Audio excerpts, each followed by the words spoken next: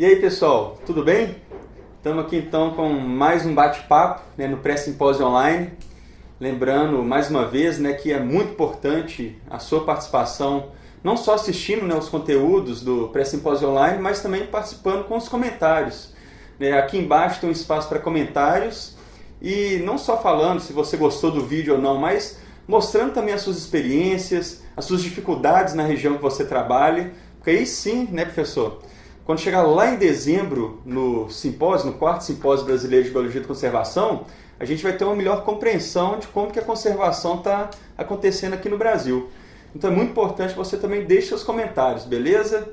Não somente vendo os vídeos, mas os conteúdos estão bem bacanas também. E hoje, né, a gente vai conversar, nesse nosso tema 2 do Pré-Simpósio Online, sobre se os profissionais da conservação eles estão sendo preparados para gestão de conflitos. Se lá na graduação ou na pós-graduação, né, eles são preparados para as diversas gestões de conflitos que a gente tem aí trabalhando com a biologia de conservação. E para isso, né, eu vim aqui conversar, bater um papo aqui com o professor Fernando da Silveira, professor aqui do Departamento de Botânica da Universidade Federal de Minas Gerais. Então, professor, muito obrigado aí, né, por esse tempo, né, dedicado aqui ao Pré-Simpósio Online. E se apresente sim, rapidamente, né, para o pessoal te conhecer, mostrar um pouco da sua trajetória, a gente já ir direto no assunto, que coisa séria, né? Beleza. Obrigado a você, Felipe, pela oportunidade de falar aí. Eu sou biólogo, igual você e a maior parte das pessoas que está participando do simpósio.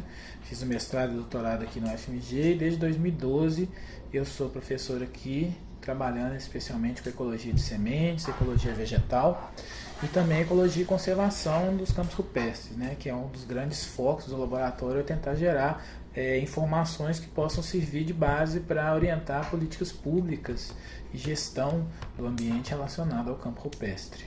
Não, perfeito, professor Fernando.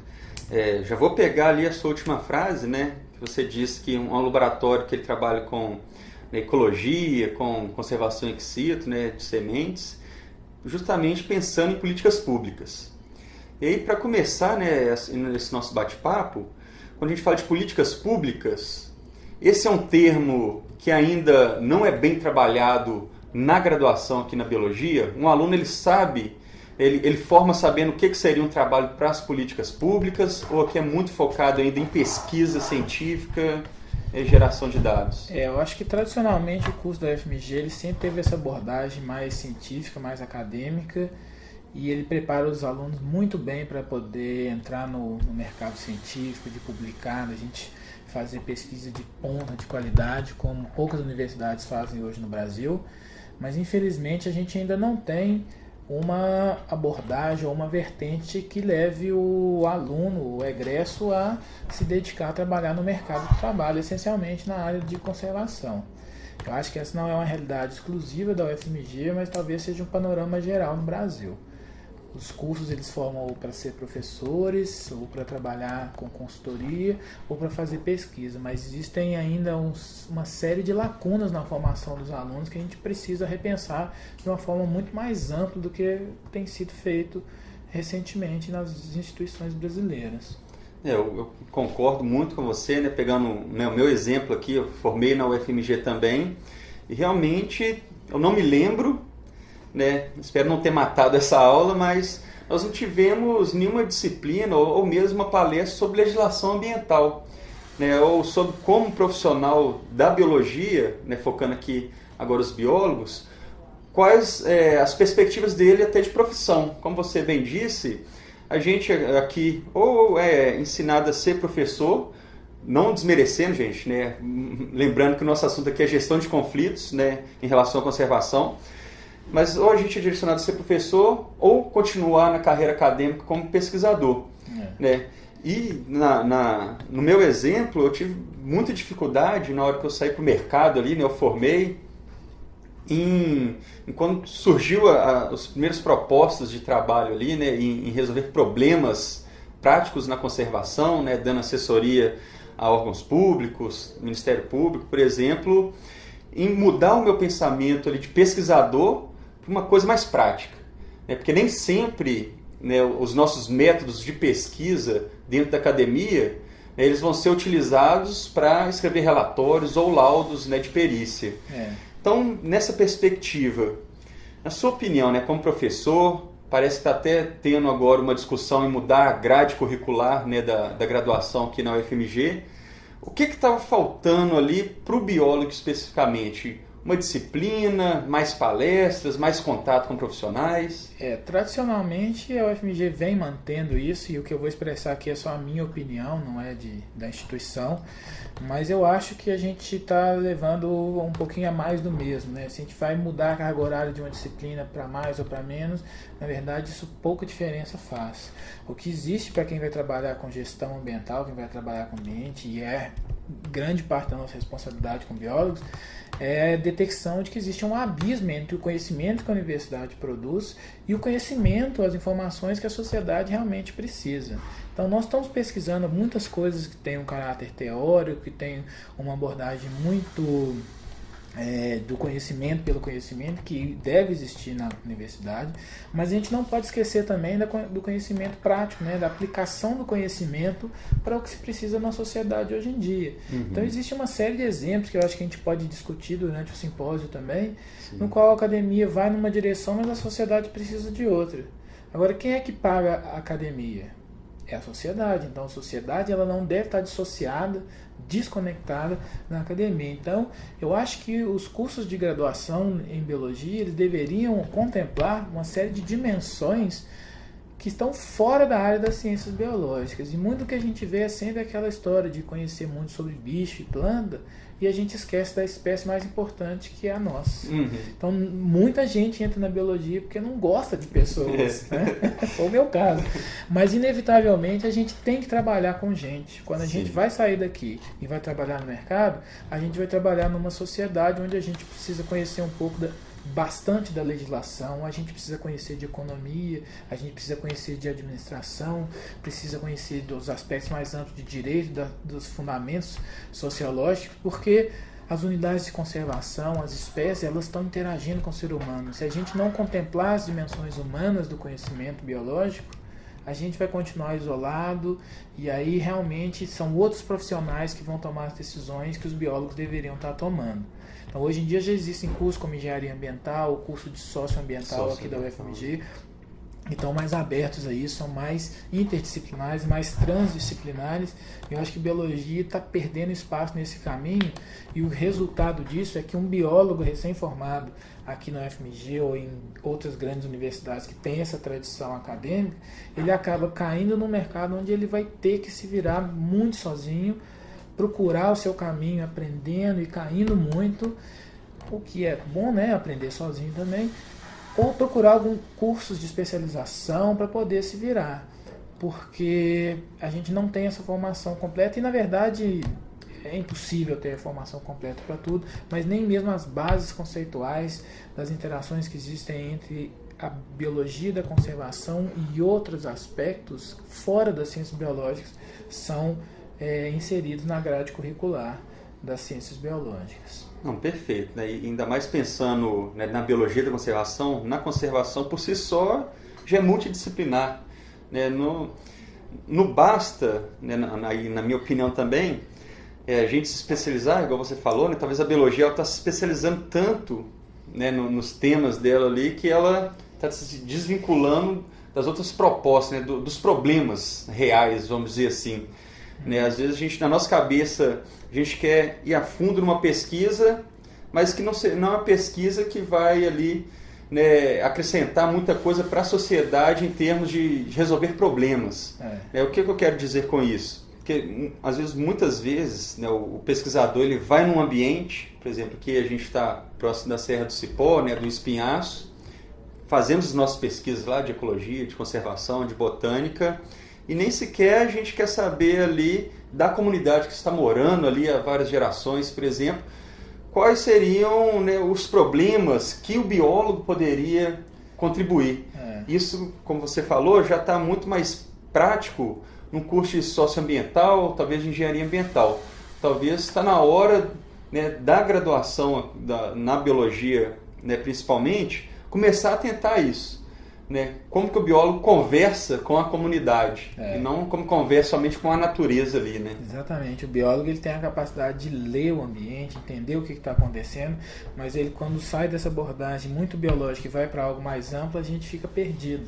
Então essa é uma das origens desses conflitos socioambientais. Então existe uma visão romantizada aqui na biologia que a gente deve criar parque, tirar todo mundo que está lá de dentro, isolar, e isso gera conflitos, né? E a gente precisa ter essa sensibilidade que tem pessoas ali, são pessoas igual a gente. Que elas podem contribuir para a conservação. E, na verdade, ali, né? devem, é o que é feito em alguns países. Né? Aqui no Brasil já tem algumas iniciativas também bem interessantes. Mas se você pegar alguns parques, por exemplo, na Europa, você tem lá a integração das comunidades humanas junto com o ambiente. Né? Manejo de fogo é algo muito pouco discutido aqui ainda. A gente não tem as informações. Esse é um grande exemplo de que a academia ainda não está fornecendo as bases para que a sociedade possa tomar decisões. Porque nós estamos preocupados em avaliar alguns aspectos que, do ponto de vista teórico, científico, são importantes, mas do ponto de vista aplicado, a gente nem sempre está conectado com essas necessidades da sociedade. Então, o que acontece, pelo menos como eu vejo, é que os biólogos eles ficam meio que desarmados na hora de poder argumentar. Você vai ter que lidar com políticos, você vai ter que eventualmente lidar com gestores, com os tomadores de decisão. Então, se você não entende da lei, não adianta você ficar falando sobre isso. Você vai lidar com os empreendedores.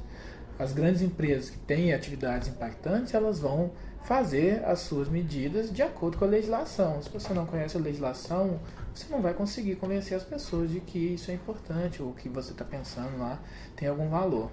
Isso. Então é exatamente isso, de tentar avaliar politicamente. Se você acha que quer mudar alguma coisa, gente, e essa oportunidade desse simpósio é para isso, não adianta ficar no blog, no seu canal do YouTube ou no seu Facebook reclamando das coisas. A gente tem que pôr a mão na massa e temos que interagir com políticos, com gestores, com advogados e tentar fazer uma construção coletiva. De outra maneira vai ficar só uma reclamação inócua. Fica muito na teoria, né, professor? Não vai resolver. Então a gente precisa sair da academia e trazer a sociedade para dentro da universidade também. Perfeito. Escutar mais a sociedade, né? Às vezes a gente fica... Nós estamos na academia, vamos resolver os problemas, vamos gerar os conteúdos, né? E tá faltando um pouco dessa percepção. Quais são os problemas, né? Como você falou no início, que a sociedade precisa que a gente resolva, né? E a partir daí, talvez pensar nos projetos de pesquisa. Né? Isso é interessante, já fazendo um link com um tema passado que foi discutido, que é justamente isso. Já existem vários problemas, né? Foi até uma conversa com o Dr. Carey, que é um dos fundadores do Save the Frogs, que é talvez o principal instituto, né, de pesquisa e conservação de anfíbios do mundo. Eles atuam em mais de 60 países. Que ele falou justamente isso, né? Que ele via nos artigos científicos muitas recomendações e diretrizes e até ações para conservação, mas que ficavam ali nos artigos. Ninguém pegava para fazer, né? Os autores ou o autor, ele propunha, né, a ação ali, a solução, mas como se, uma vez publicado o artigo, estava pronto. Né? E ele fala muito isso. Talvez a gente pegar, né, os problemas e direcionar a nossa pesquisa para resolver aqueles problemas. Para isso existem os planos de ação nacional, né, que já tem várias diretrizes e recomendações. Né? Por que não começar a pensar a pesquisa pegando um problema? E não, né, qual que é a minha dúvida que eu gostaria de resolver, que eu sempre quis saber, né, a resolução dela. Isso é bom, mas, é claro, focando na conservação, a gente tem que ser, né, mais efetivo. Né? O tempo, né, a velocidade de degradação talvez é muito mais superior do que a velocidade de gerar conteúdos, a velocidade da academia. Né? Então a gente tem que ir mais a fundo e descobrir quais são os problemas e ir diretamente neles, né? Eu concordo integralmente com isso que você falou, não tem dúvida, né? A degradação é muito mais rápida do que nossa capacidade. Então a universidade ela deveria ter realmente, manter a sua capacidade de gerar conhecimento teórico. De forma alguma nós estamos argumentando que isso deve ser diminuído, mas também deveria ter uma parte para a ecologia aplicada, no nosso caso, de conservação aplicada, porque a gente precisa resolver os problemas da sociedade que paga o nosso salário. Então a gente tem essa demanda urgente de começar a gerar produtos que possam ser utilizados por esses tomadores de decisão. Muitas vezes a gente gera aqui nossas publicações científicas e é uma coisa que eu aprendi com você. O artigo ele não é o final, ele é o começo, né, do trabalho. Então, infelizmente, nós temos que sair, né, do sofá e conversar com as pessoas, tentar mobilizar para que as informações que a gente gerou, elas possam ser utilizadas pelos tomadores de decisão, pelos legisladores, pelos gestores, né? E aí é um grande desafio a gente fazer essa comunicação científica, porque muitas vezes a gente vai publicar nossos artigos em inglês, a gente vai ter que tentar traduzir isso para a linguagem acessível às pessoas. Esse é um outro desafio, né? Saber comunicar com a sociedade o que a gente está fazendo como trabalho, né? Também um desafio que ainda não vejo incorporado na graduação e nem mesmo na pós-graduação. Você falou, né? A gente está muito focando na graduação, que é claro, é a graduação que vai formar o profissional. Né? Quando você formou, você já é um profissional. Os congressos já vão te cobrar como profissional. Mesmo você estando desempregado ali, vai é um profissional. E a pós-graduação, qual que é a sua percepção? Na pós-graduação, as pessoas chegam mais preparados, né, para resolver problemas, né, gestão de conflitos, ou também tem aquela barreira por não ter tido essa base na graduação? Na pós-graduação tem a mesma dificuldade de saber resolver problemas práticos para a sociedade? Eu acho que esse é um problema que ele vai se perdurando durante o mestrado, doutorado, embora a gente tenha visto já algumas iniciativas, né, de remar contra a maré. Então, na nossa ecologia, aqui no nosso programa de ecologia, conservação e manejo da vida silvestre, a gente tem visto cada vez mais disciplinas relacionadas à gestão, a manejo da biodiversidade, alunos trabalhando cada vez mais com esse tema, mas certamente o foco grande ainda é a parte de ecologia, né, onde a gente está trabalhando simplesmente aspectos teóricos. E no final dos artigos, de vez em quando, a gente escreve: esses dados são importantes para a conservação, né? Mas como que vão ser utilizados para a conservação, que é o que a gente precisa fazer, né? Eu acho que a pergunta agora é como utilizar os dados. Exatamente. Né? Todo mundo fala que é importante os dados e não discordo de ninguém, mas se você não for lá e mostrar para um gestor ou para um deputado, um vereador, né? Isso aí infelizmente não vai sair do papel realmente, e a gente vai continuar escrevendo e não vão atingir os objetivos. Então eu acho que as pós-graduações também poderiam de alguma maneira sofrer uma reforma de forma que a gente pudesse ter essas disciplinas de gestão de conflitos, por exemplo, que são uma parte social, né? E Sim. A biologia da conservação, como você falou, ela é transdisciplinar por definição. Seria ciência da conservação, porque Isso. é muito mais amplo do que a biologia em si, né? Sim. E a gente não sei se estamos preparados ainda para isso, não. Acho que a gente precisa avançar bastante ainda. E o simpósio é uma boa oportunidade para isso, Sim. né, gente? Então, ouvir as experiências das pessoas, tentar construir algo coletivo, acho que vai ser um momento bem bacana e o ponto alto do simpósio. E a ideia, né, da gente fomentar esse pré-simpósio online, né, o ano todo discutindo temas mensais, é justamente para não só perceber, né, os desafios nas várias regiões do Brasil, mas para levar um pouco mais de capacitação ou uma conversa, né, um bate-papo que a gente está tendo aqui, que muitos, né, que estão nos assistindo provavelmente têm essa mesma sensação, e tentar movimentar algo aí, né? Então a gente está colocando aqui problemas, estamos tentando, na medida do possível, indicar soluções, né? Como essa, por exemplo, o que poderia, né, ser indicado aqui para resolver um pouco dessa deficiência, vamos dizer assim, do profissional. Disciplinas específicas sobre legislação ambiental? Na minha visão, sim. Eu acho que um curso de biologia, né, somente que na UFMG, né, que nós temos muita força na questão da ecologia, da conservação, né, já saíram vários trabalhos, vários profissionais, pesquisadores aqui excelentes, né, não ter pelo menos uma disciplina de legislação ambiental, né, já sai defasado, né? Nem que fosse uma optativa, pelo menos, para quem quiser seguir essa carreira, né? Porque muitas vezes, né, a própria legislação ela traz algumas lacunas, né, que quando chega lá nos tomadores de decisão, né, na questão da política pública, tem um embate. Eu interpreto dessa forma, eu interpreto dessa forma. será que uma pesquisa acadêmica, pegando então nessas lacunas da legislação, por exemplo, a Lei da Mata Atlântica, que ela propõe vários estudos para você determinar se é uma vegetação primária ou não, né? Algumas resoluções que falam para você determinar, né, essa questão também, ela traz algumas defasagens ali na interpretação, que um projeto de pesquisa ele pode, né, determinar, não, esse artigo aqui na verdade ele seria melhor escrito dessa forma, provado por A mais B. Então falta um pouco disso também, né? Pegar as próprias legislações ambientais e tentar, através da pesquisa, ir cada vez mais, né, tirando as arestas ali e ser mais assertivo, né? Acho que isso é uma mão de duas vias, né? Ou seja, a academia gera informações para a sociedade e a sociedade faz demandas para a academia. Então, é um mutualismo, né? Os dois saem ganhando com isso. Exatamente. E esse exemplo que você falou, eu acho que ele é ótimo, porque a gente que está aqui na academia, a gente entende muito bem que aplicar essa lei da Mata Atlântica, por exemplo, para os geossistemas ferruginosos, não é uma forma correta de ser feita, porque são ambientes muito diferentes, tanto floristicamente como funcionalmente, e também nos serviços ecossistêmicos. Então, nos parece equivocado aplicar essa lei. Agora, se essa informação não chega para a academia, como é que a academia vai poder fornecer uma resposta para isso? Então, acho que também é uma oportunidade da gente tentar dialogar e tentar ver num workshop uma possibilidade de rever a legislação, ou pelo menos fornecer as evidências isentas para que as outras pessoas possam então tomar as decisões. Acho que nosso papel na academia aqui é gerar os dados, né, sem estar tendenciados.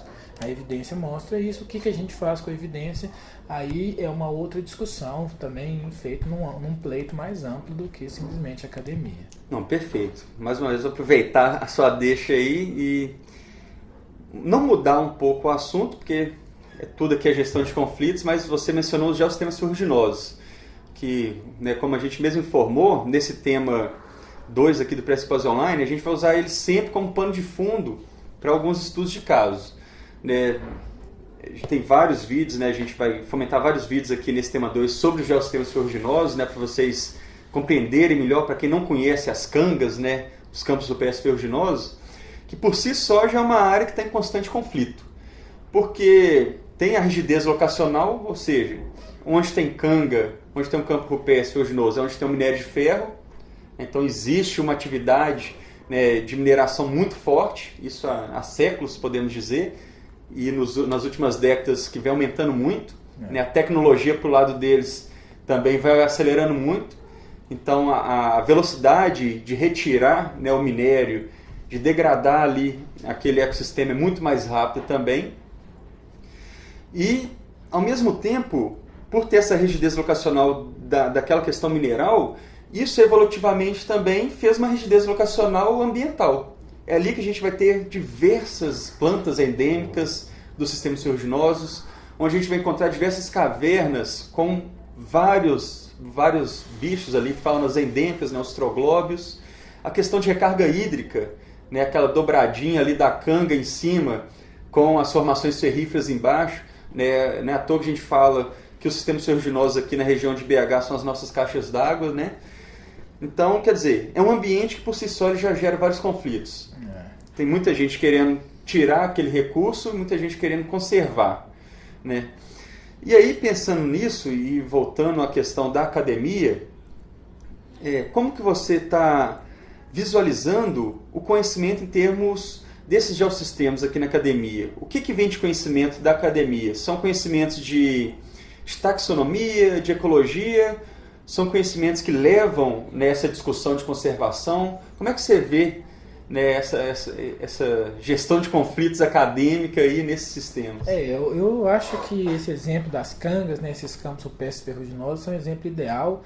Não sei, imagino que muita gente que não mora em Minas Gerais ou no Pará não conheça, mas é uma das bases da economia brasileira, né? A exportação de minério de ferro, que sustenta basicamente a economia global, né? Brasil e Austrália são os grandes exportadores de minério de ferro e tem essas grandes jazidas, né? Grandes em quantidade, mas em área são extremamente reduzidas. São ilhas, né? De ferro. São pequenas ilhas de ferro, realmente muito pequenas, e estão sob forte pressão antrópica. Então, O que eu vejo é que de um lado a gente tem empresas que têm um interesse minerário, de outro pessoas que querem conservar, mas a gente não tem uma conversa muito entre essas pessoas. E aqui basicamente na academia a gente fez um levantamento publicado ano passado. Basicamente o que a gente sabe sobre os campos rupestres ferruginosos é a descrição de espécies novas, né? Um ambiente bastante rico em espécies endêmicas, muitas delas ameaçadas, porque é um ambiente muito restritivo. Então quem consegue sobreviver num ambiente bastante seco, bastante estressante hídrico e termicamente e também nutricionalmente, além dos metais pesados que está ali, só consegue viver nesse tipo de ambiente. Então você tem uma taxa de endemismo, ou seja, plantas que só ocorrem naquele local, extremamente elevado. E se você vai minerar essa área, realmente vai ter que tirar tudo. E essas plantas elas estão sob forte pressão antrópica, né? Então as ameaçadas elas estão cada vez mais ameaçadas por ocorrerem em áreas pequenas sob forte intensidade. Do nosso ponto de vista aqui da academia, a gente consegue entender a importância da conservação, especialmente para a manutenção da diversidade genética e desses serviços ecossistêmicos, que é a água, né? A água, do meu ponto de vista, é mais importante do que qualquer outro recurso que a gente queira, né? Então a gente tem que ter essa conversa, esse meio termo, porque por outro lado a gente tem que minerar também, porque se as pessoas querem comprar carro, querem comprar celular, querem comprar equipamento, tem essa necessidade de mineração. Então, como conciliar essas duas demandas conflitivas? É isso que a gente tem que discutir e colocar de uma forma muito séria enquanto um projeto de nação, não olhando apenas os interesses particulares de pequenos setores da sociedade. Mas se a gente conseguir fazer isso, a gente vai avançar demais e vamos ter aí a conservação aliada ao crescimento econômico, que é, acho que talvez o desejo de grande parte da população.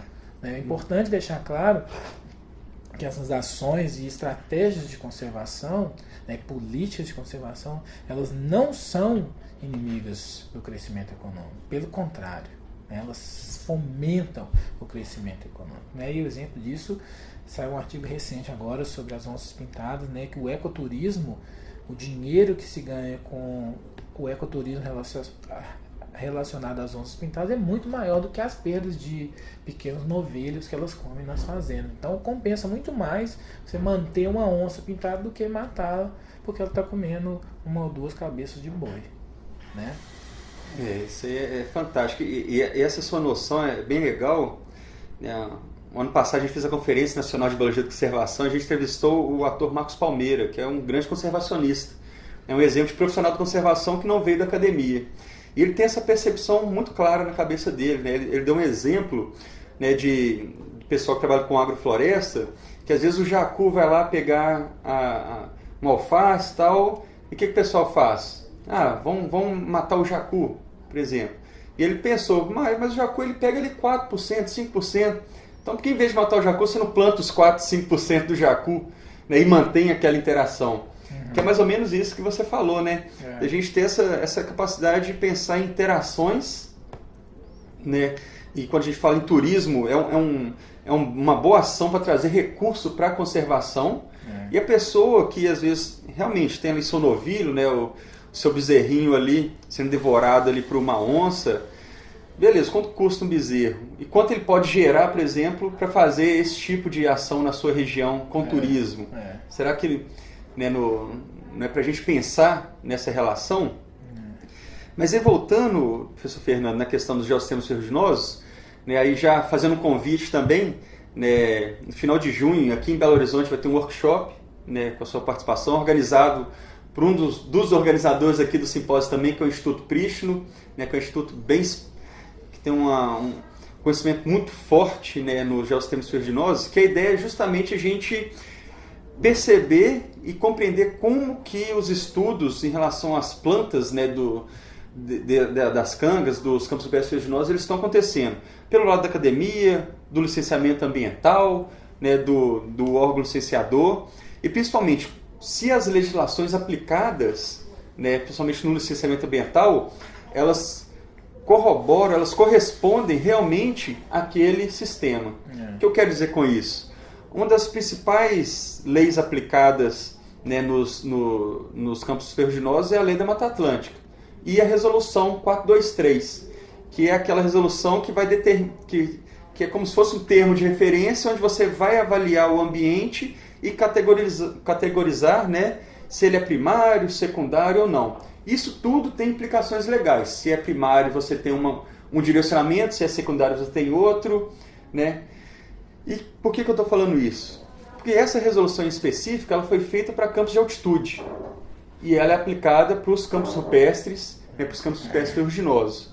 Qual que é o perigo da gente aplicar uma legislação que foi pensada para outro ecossistema num ecossistema distinto? Ele pode parecer, né, igual ali, parecido visualmente, mas que em termos de funcionalidade, de endemismo, ele é totalmente diferente. Qual que é o perigo disso? Qual que é o perigo de um biólogo, de um profissional de conservação não ter essa noção? O perigo disso é que ela inevitavelmente é uma política que não é baseada em evidência científica, né? Então o papel da academia é gerar essa evidência através de estudos rigorosos que são revisados por pares, são avaliados por outros cientistas e se eles resistem a esse escrutínio, gera-se uma publicação no qual a gente tem ali uma base para poder gerar uma política. Então, a decisão ela é política em outro nível, mas a evidência ela é científica. Então, o que a gente tem hoje em dia é que aplicar essa lei da Mata Atlântica para o campo rupestre, não existe nenhuma evidência científica de que isso esteja funcionando. E já existem muitos estudos, já décadas de estudos mostrando claras diferenças florísticas entre os campos de altitude e os campos rupestres. São vegetações diferentes do ponto de vista florístico, do ponto de vista funcional, então elas não devem ser confundidas. O que a gente pode estar cometendo um grande erro de aplicar uma lei para uma vegetação num ambiente que essa lei não se aplica. Então, por exemplo, o argumento de usar a sucessão ecológica para determinar o status do licenciamento parece não funcionar no campo rupestre, né? A gente não tem evidências para isso ainda, mas basicamente o que a gente chama de sucessão ecológica que acontece nessas florestas numa escala de alguns anos ou décadas, que um ambiente degradado rapidamente volta ao seu estágio pré-distúrbio, no campo rupestre essa é uma escala que demora aí centenas ou talvez milênios de anos. Então a gente não consegue claramente determinar estágios sucessionais numa vegetação de campo rupestre. Então isso não pode ser utilizado para subsidiar o licenciamento em áreas de cangas. Uhum. Né? Não, perfeito, professor. Acho que foi um bate-papo aqui que a gente trouxe muitos problemas de gestão de conflitos, né, em relação propriamente dentro da academia. Né, o que eu quero dizer com isso? Que eu acho que a gente ainda precisa muito melhorar qual o profissional, né, que a gente quer formar. Essa é uma discussão que eu tenho muito com vários professores aqui dentro do FMG. Né? Será que a gente está formando profissionais capacitados para resolverem problemas, né, principalmente ambientais? A gente está conversando aqui de conservação. A gente está num momento histórico aí como espécie, né, como sociedade, que está um pouco nebuloso em relação à conservação dos nossos recursos, né, da natureza, da biodiversidade. Questão de políticas que vão ao contrário do que a gente está gerando de conhecimento.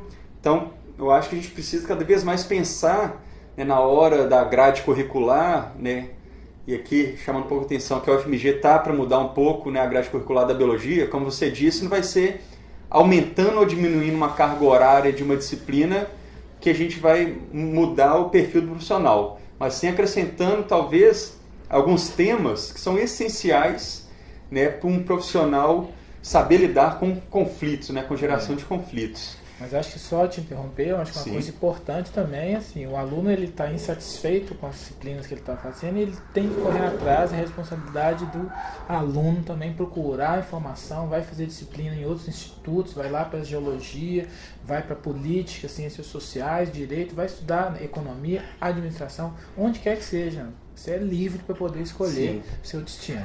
Sim, eu acho que a gente está fazendo um ciclo, né? A biologia e outras disciplinas saíram da ciência natural ali, né? Da história natural na década de 70, se dispersou em várias disciplinas e agora a gente tem que buscar voltar para a história natural e para compreender cada vez mais, né, a questão da conservação, né, dessa multidisciplinaridade.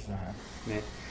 Então, professor, eu agradeço mais uma vez, deixo aqui A gente vai se encontrar no workshop que vai acontecer dia 26 e 27 de junho aqui em Belo Horizonte. A gente vai falar um pouco mais o que o Instituto Prishno está fomentando também essa discussão. A gente vai gerar vários conteúdos aqui no Pré-Simpósio Online, tanto para o simpósio lá em dezembro, quanto para esse workshop, um evento dentro do evento online. Então, a gente está usando aí de recursos da internet para tentar discutir, conversar, e compreender como que os diversos atores da sociedade estão percebendo a conservação. Escutar, acho que escutar e conversar hoje em dia é cada vez mais necessário, Então, valeu demais, professor. Valeu demais. Contamos aí com a sua presença no workshop e lá em dezembro também. Vou sim. Beleza. Valeu, gente. Obrigado. Um abração, moçada.